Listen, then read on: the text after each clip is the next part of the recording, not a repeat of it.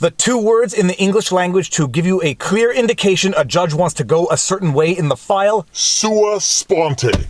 Although technically those are Latin words.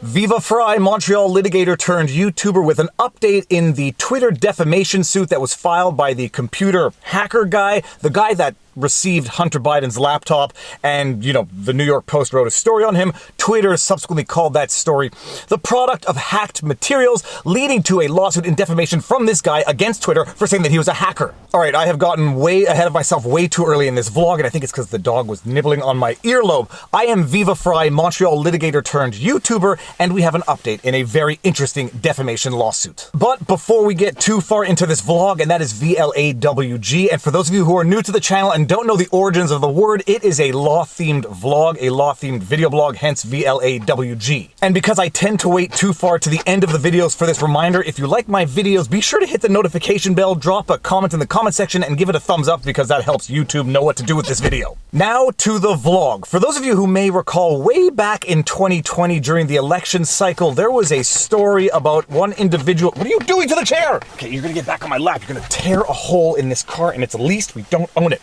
There was a certain famous story about a certain famous politician's son and a computer that had some compromising information on it. The New York Post wrote an article on that compromising information, which Twitter subsequently blocked from Twitter on the basis that it was the product of hacked materials. The story was literally blocked from Twitter. Links to the New York Post's article were literally blocked. I think the New York Post itself was blocked from using its Twitter account for upwards of a week. At the end of the day, the story was allowed to be released on social media because it was not in fact the product of a hack. It was in fact a newsworthy story. It was in fact an accurate newsworthy story, but by the time it was released to the public, well, I guess you could say the damage was done in that the damage that ought to have been done was not necessarily done. Big tech running hard cover for their preferred politicians, but what else is new in the era of big tech censorship? Well, after the story was blocked by Twitter on the basis that it was the product of hackery, the individual who was the alleged hacker at the root of this story started receiving death threats, started receiving harassing emails, negative reviews online. His business was basically ruined, and his life was upended. And his contention is that his entire life was ruined because Twitter and Jack Dorsey basically labeled him a hacker, which he was not. And as a result of this individual, whose name is John Paul McIsaac, actually sued Twitter and its subsidiary company Madbits for defamation. Ow. I didn't actually do a vlog on the defamation lawsuit itself, but you've gotten the overview. We don't really need to go into that because that is not the interesting development of the day. The interesting development of the day is that the judge in this file filed an order to show cause, sua sponte, asking why this lawsuit should not be dismissed under Section 238 of the Communications Decency Act. The judge in this case, sua sponte, which is Latin for of his or her own accord, of his or her own volition, on their own, without being prompted to do so by another party, issued an order to show cause why this lawsuit should not be dismissed under Section 230 of the Communications Decency Act, and this before Twitter even filed an appearance in the file. If that doesn't give you a clear indication where this judge wants this file to go, nothing will. Ow, what's going on today? United States District Court, Southern District of Florida. John Paul McIsaac, Plaintiff versus Twitter Inc. et al. Defendants. Order to show cause. This cause is before the court upon a sua sponte examination of the record. It is hereby ordered and adjudged that plaintiff shall show cause by February 25, 2021, in no more than 5 pages as to why this case should not be dismissed as precluded by the Communications Decency Act of 1996, 47 U.S.C. Section 230. Defendants may file any response not to exceed 5 pages by March 4, 2021. Done and ordered. In Chambers, Miami, Florida, this 22nd day of February 2021. Who writes a date like that? Ursula Ungaro, United States District Judge. In fact, not only did this judge issue the order to show cause before the defendant had even appeared, she issued the order to show cause before the summons had even gone out. All right, and because we have to do this because it is the hyper-politicized era in which we live, I know a lot of you out there are asking, who is this judge? Who appointed this judge? Is she an Obama, Clinton judge? No, she is a George H.W. Bush appointed judge. Ursula Ungaro, formerly Ungaro Beneges, born January 29, 1951, is a United States District Judge of the United States District Court for the Southern District of Florida. Assumed office October 9, 1992, appointed by George H.W. Bush. Digest that information as you will, but at the very least now you know that information. Let's get back to the vlog.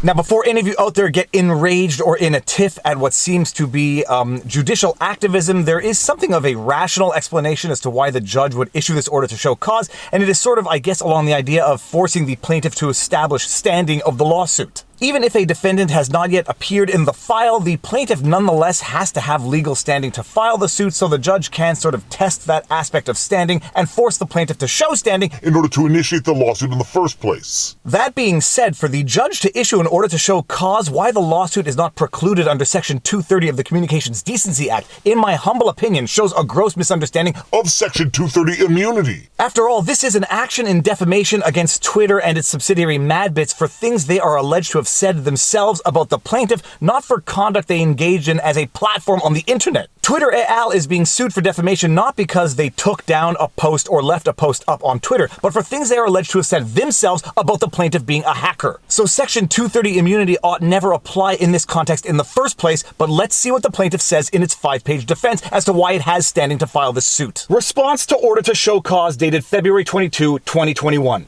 Plaintiff John Paul McIsaac, hereinafter plaintiff, by and through undersigned counsel, hereby responds to the order to show cause dated February 22, 2021 as follows. Initial statement. This case is before this court in response to a statement made by defendant Twitter, itself not one of its customers on its social media platform, and therefore falls outside of the protection afforded by the Communications Decency Act of 1996, 47 U.S.C. Section 230. Boom! Done. Who needed 5 pages when you needed 3 lines? This is an action for defamation for things Twitter is alleged to have said itself, and not for things its users are alleged to have said on its platform. It seems like a no-brainer, and I suspect it ought to be a no-brainer, but it is very questionable that the judge would do this sua sponte of her own volition from the get-go before the defendant even appeared. But because the judge gave the plaintiff 5 pages, the plaintiff is going to use all 5 of those pages, so let's see what else the plaintiff alleges. We have talked about Section 230 on this channel at length. The idea behind Section 230 immunity was to provide immunity to platforms that wanted to moderate the content on their platform, but not be held liable for so moderating. So if a platform moderates its content by removing illegal or objectionable material, it doesn't want to be treated like a publisher, so that's why Section 230 immunity was put into place, so that a platform could moderate the content on its platform, remove objectionable or illegal material without being treated like a publisher, without exposing itself to liability for doing so, but it was never intended to protect the platform for things it's alleged to have said itself. Inapplicability of Section 230C1. The Supreme Court recently discussed the scope of Section 230's immunities in Malwarebytes Inc. versus Enigma Software Group, USA LLC, 2020, stating, in short, the statute suggests that if a company unknowingly leaves up illegal third-party content, it is protected from publisher liability by Section 230C1. And if it takes down certain third-party content in good faith, it is protected by Section 230C2A. This modest understanding is a far cry from what has prevailed in court. Adopting the too common practice of reading extra immunity into statutes where it does not belong, courts have relied on policy and purpose arguments to grant sweeping protection to internet platforms. In the instant case, Section 230C1 is inapplicable because plaintiff's claim relates directly to a statement published by Twitter. See generally Barnes versus Yahoo Inc. The plaintiff then goes on to enumerate all of the criteria that Twitter must meet in order to benefit from Section 230 immunity, to come to the conclusion that it does not meet those criteria, therefore does not benefit from that immunity. Inapplicability of Section 230C2A. In order to benefit from Section 230C2A, this honorable court must find that Twitter meets all of the following. Twitter meets the Section 230F2 definition of the provider of an interactive computer service, ICS, and took actions in good faith and did so to remove, restrict access to material considered obscene, lewd, lascivious, filthy, excessively violent, harassing, or otherwise objectionable. Twitter is not an ICS for purposes of its publications. The plaintiff then goes on to argue that Twitter did not merely display content that was created by third parties, it made its own public statements on the issue. In the instant case, defendant Twitter created and developed its hacked materials policy, and the tweets that it voluntarily published defaming the plaintiff came from Twitter's own staff. Twitter cannot say that it was passively displaying another content provider's definition of, quote, hacked materials, end quote. Accordingly, Twitter cannot be considered an ICS for purposes of this portion of Section 230C2A and cannot benefit from its protection. We don't really need to get into the details, but plaintiff then goes on to argue that Twitter did not act in good faith, and that subsequent to discovery, it will be able to show that Twitter acted in bad faith and in its own self-interest. Suffice to end at a good spot, that being the conclusion of the response, so let's just read the conclusion to wind up this wonderful vlog. Conclusion. Twitter notified the world wrongly that the information provided in the New York Post story constituted hacked materials, and therefore that the plaintiff, by virtue of being the provider of that information, is a hacker. Twitter took its actions to a level that is not afforded the protections of Section 230. Twitter published its own statement as to its purported reason for restricting the dissemination of the New York Post story. By doing so, Twitter developed its own content. That content is not protected by Section 230. Quote, paring back the sweeping immunity courts have read into Section 230 would not necessarily render defendants liable for online misconduct. It would simply give plaintiffs a chance to raise their claims in the first place, end quote. Malwarebytes Inc. versus Enigma Software Group. And we are quickly getting to a place where Justice Clarence Thomas's advisory opinion on Section 230 from a few months ago is becoming increasingly relevant. Now, my prediction on this, and I am making a hard prediction, is that the judge is not going to dismiss this lawsuit on the basis of Section 230 immunity, and if she does, this has to go to the appeals court and possibly the Supreme Court, because that decision would make no sense. This is plainly a case where the platform is not merely acting as a platform by moderating the content created by its users. This is clearly a case where the platform is making its own statements, its own public statements, and is therefore susceptible of actions of defamation. This is not Joe Schmo making a defamatory tweet on Twitter. This is Twitter itself, by virtue of its own conduct, potentially defaming someone, and plaintiff has rights and recourses in that context. That is my bold prediction. I am making it here on the internet so it can never go away, and I don't mind being wrong if I am wrong for the right reasons. And with that said, if you like my videos, be sure to give it a thumbs up, share it with someone who you think might appreciate my content, drop a comment in the comment section below because it feeds the algorithm, and I am going to include a meme right now.